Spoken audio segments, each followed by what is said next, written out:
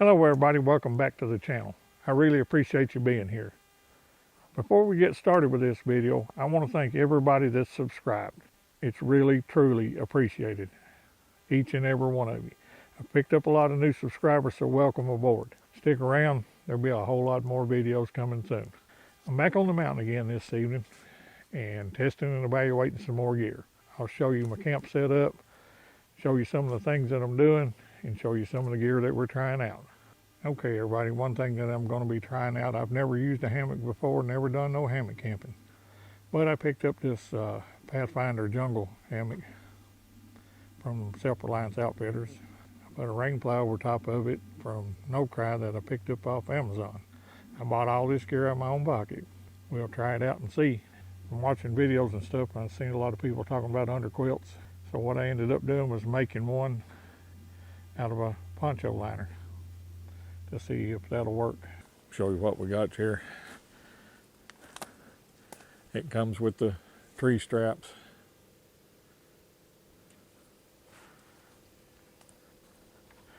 The hammock connects with a carabiner. It's a 11-foot hammock with a built-in bug net.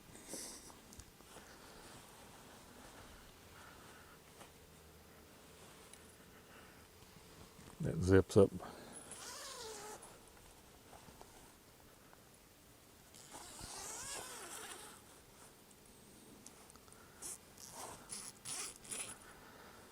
The hammock stores in the little stuff sack that's sewed onto the hammock. And same thing on the other end, carabiner with the tree strap. See, I kind of used an old rag there because there was a lot of sap dripping out of that pine tree, and I was just trying to keep my straps as clean as I could. And it come with a ridge line.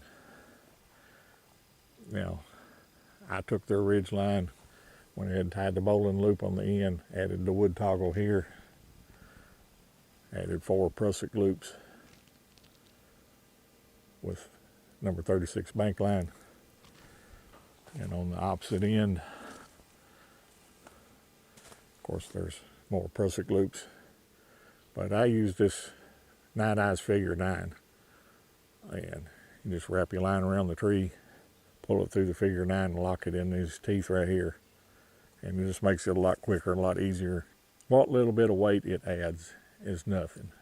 So it just more convenient, works quicker for me. And over top of the hammock, to provide some protection from the weather, I used this No Cry tarp that I got from Amazon. It's supposed to be, I believe it's a 12 by 10 is the way it's listed. Now it is a hexagon cut. Let's take you over here on this side where you can see it better.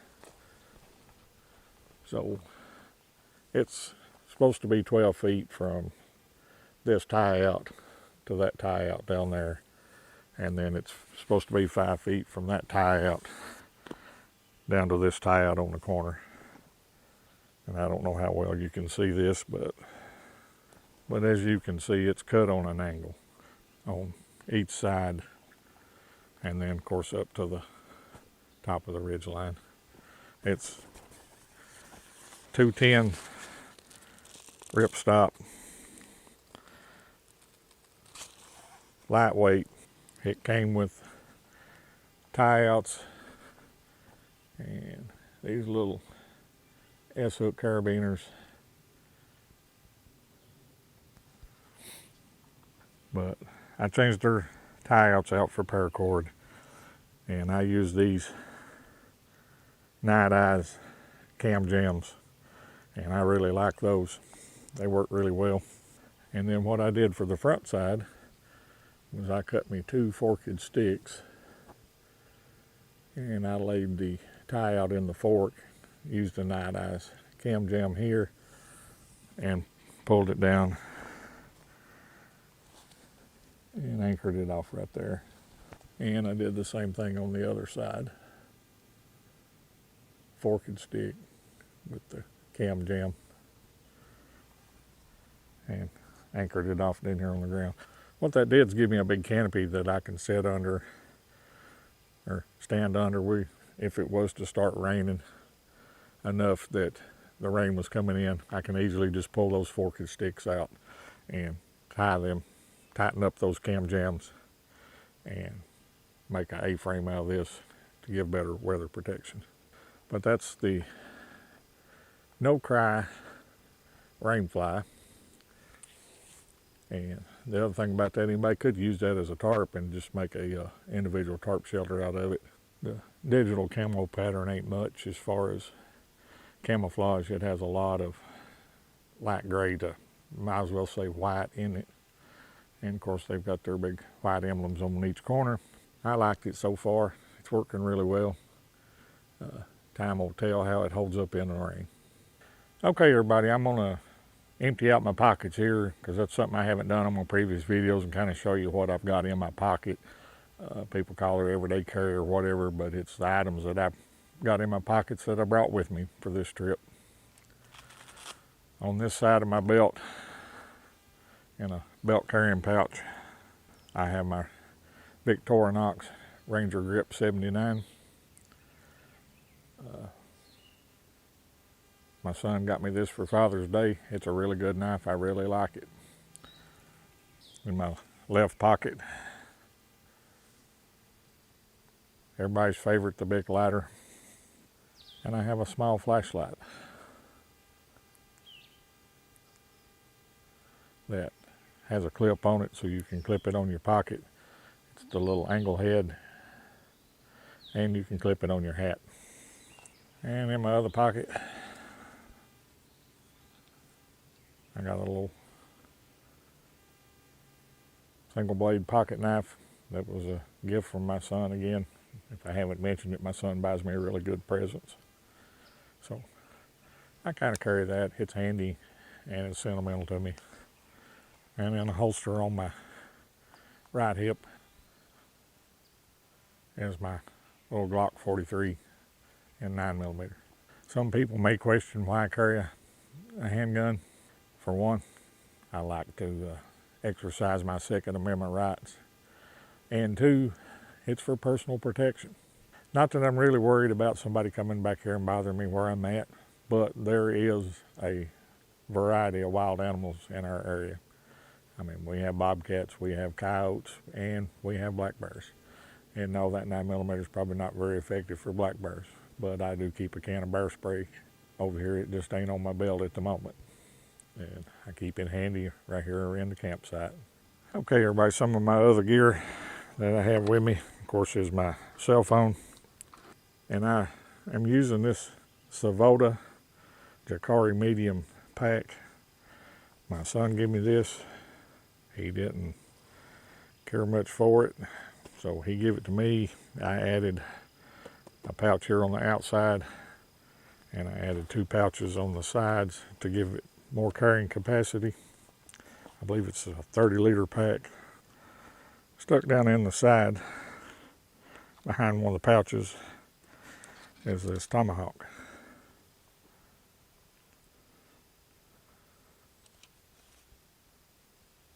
This is the JXE JXO from Amazon. And I have a video up of that on a YouTube short. My buddy at work makes knives and blacksmiths, and I asked him about making me a carrying case and if he could maybe sharpen it up a little bit. So manipulate that. But it's got a leather flap with paracord and one of the toggles to lock the paracord with. This is a really nice, really thick sheath. Yeah. That's the tomahawk. He sharpened it up. This thing's razor sharp now. I added some grip tape to the handle because it's kind of slick to me, and I added a paracord to the end of it there. I use this to drive all my tent stakes in. It has the hammer end, and I also used it to split up and process some firewood for a campfire. And a couple more items here. This is the Gerber Strong Arm. I've had this for several years. And just never really did use it. But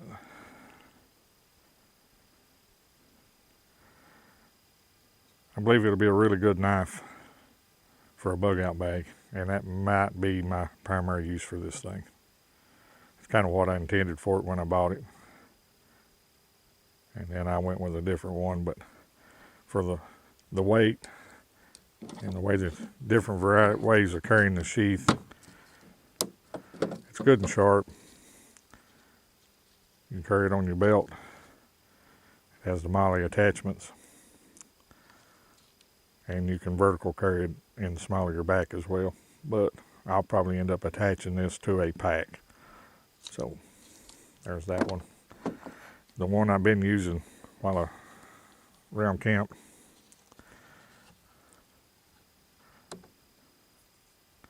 is this Beavercraft.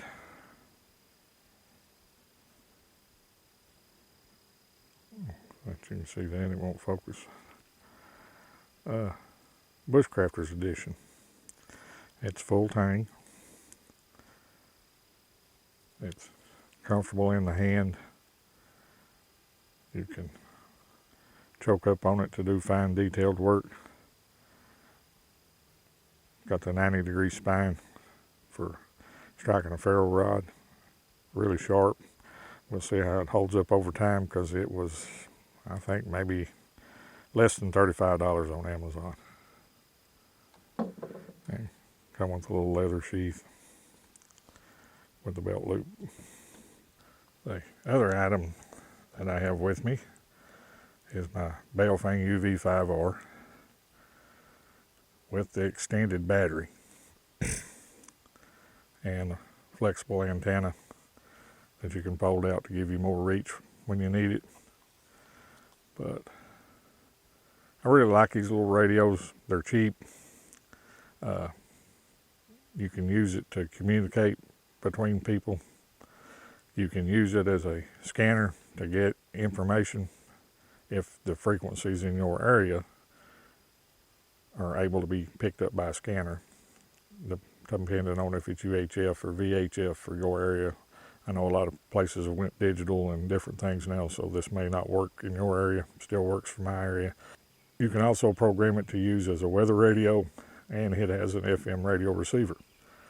And that extended battery right there, I've let this thing play music all night. It's still got half charge. Something else to consider for communications for your group, and for use in a bug out situation. Got me some kindling and a little bit of firewood ready here. I'm gonna build a little fire here later on. It's definitely warm, don't need a fire, but to me you just ain't camping without one. And here's just a general overview of what we got. See my side-by-side where I rode in on the side-by-side. There's the hammock set up, and back there's the tent set up.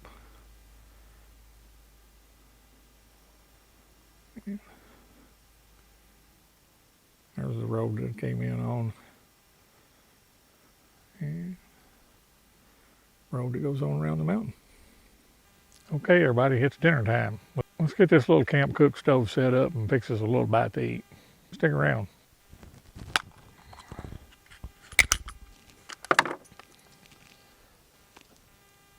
One of the little small stoves. It's on the isobutane tank.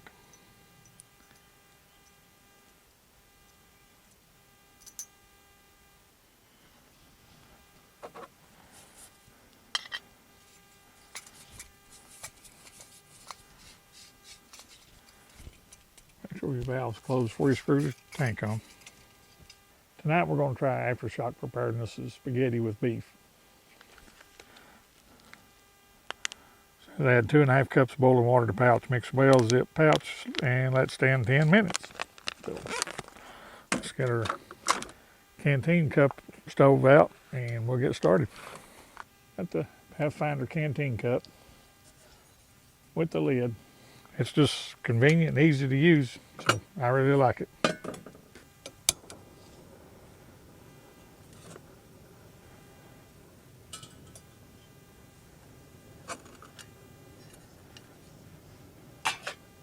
Okay, everybody, looks like the water is boiling. Let's turn this stove off and add our water to our package.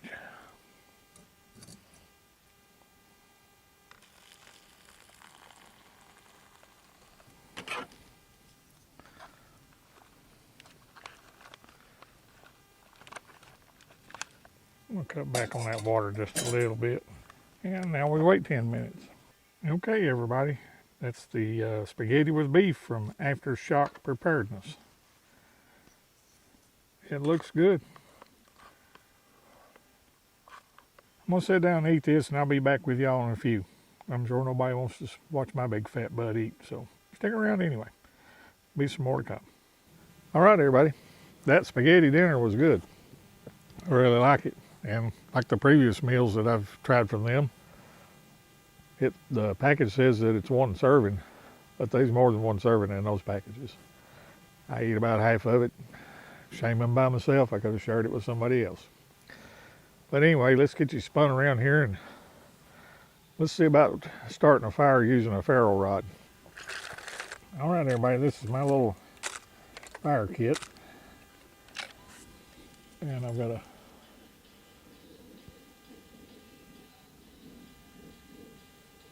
a ferro rod here, with a little leather sleeve over it to help protect it.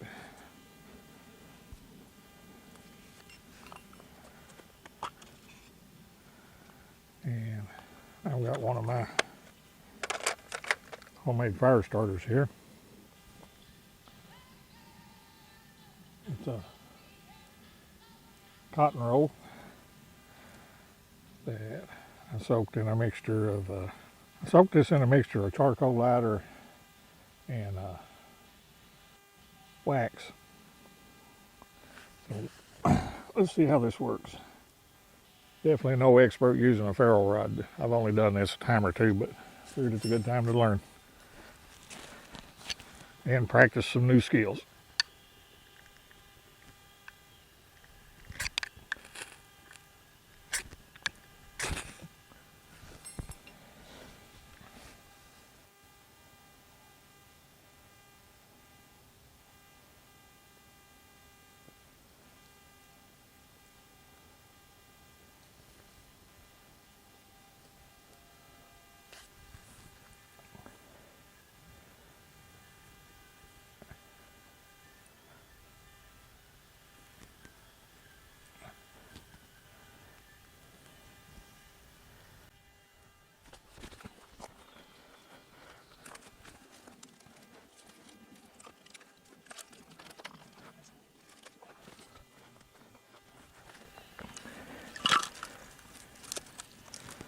Now, we got a little bit started. We'll just keep adding some smaller stuff.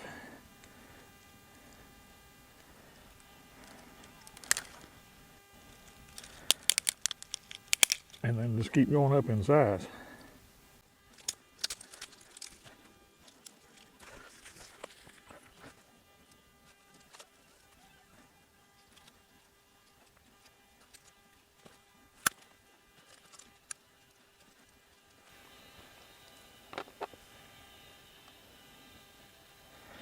Here's my little fire kit in a waterproof box. Of course, I got a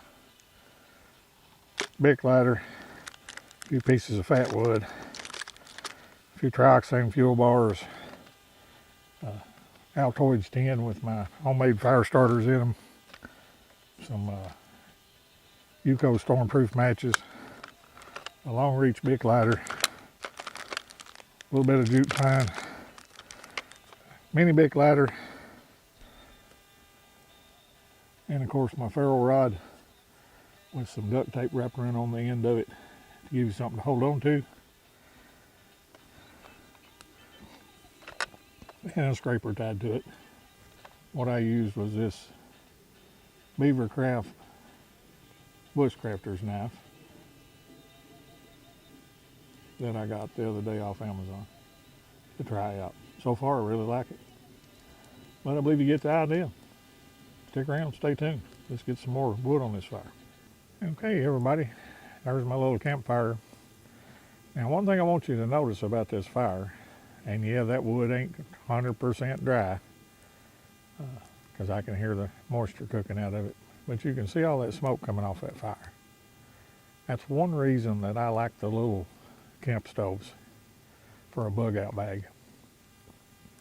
Because if you're bugging out and trying to get from point A where it's bad to point B where it's better, the last thing you want to do is draw attention to yourself. So building a fire is probably something that's definitely going to draw your attention to you that you don't want or need. Anyway, stick around, stay tuned. Probably won't do a whole lot more filming tonight. It'll be dark, it'll be bedtime here shortly. So we'll catch you back in the morning. Give you my afterthoughts on this hammock. And we'll talk about a few other things. Stick around. All right, everybody, it's the next morning. I've got up, pedaled around this morning a little bit, and figured I'd give you my final thoughts on how the night went, how yesterday evening went. I think it went really well. Wasn't real sure about having a hammock, but never used one before. I like it. Maybe something that I start using a whole lot more of instead of sleeping on the ground. Not real sure about carrying it in a bug out bag just yet, but that might be an option, and that'll be something we'll talk about in future videos. Anyway, everything went really good. I've had a great time. Hate that it had to come to an end, but I have other duties in life as well. So, like most of us, we've all got other things we have to do and can't just lay back in the mountains all the time. I really appreciate you watching. If you like this video, please give us a thumbs up. Share it with other people that might find it interesting. And if you haven't subscribed so already, please consider doing so. And remember, prepare today for what may happen tomorrow. I'll see you on the next video.